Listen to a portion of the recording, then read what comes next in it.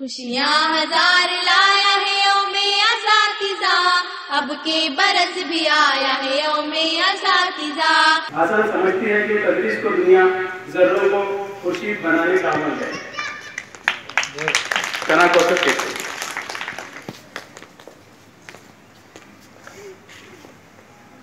आज के प्रोग्राम के सदर साहब, तमामी असातिज़ा व गैर तदरीसी हज़रात और मेरे प्यारे भाइयों और बहनों, अस्सलाम वालेकुम। आज डॉक्टर सर्वपल्ली राधाकृष्णन के जन्मदिन पर हर स्कूल कॉलेज में यौम असातिज़ा का प्रोग्राम मनाया जा रहा है।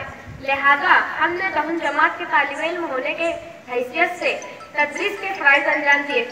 तदरीस के फ़राइज़ अंजाम देते वक्त हमने एक तजुर्बा हासिल किया कि हमारे असातिज़ा हमारी रहबरी के लिए बहुत ज़्यादा मेहनत तदरीस और लगन से हमारी रहबरी करते हैं और हमारे मुस्तक़बिल को रोशन करते हैं।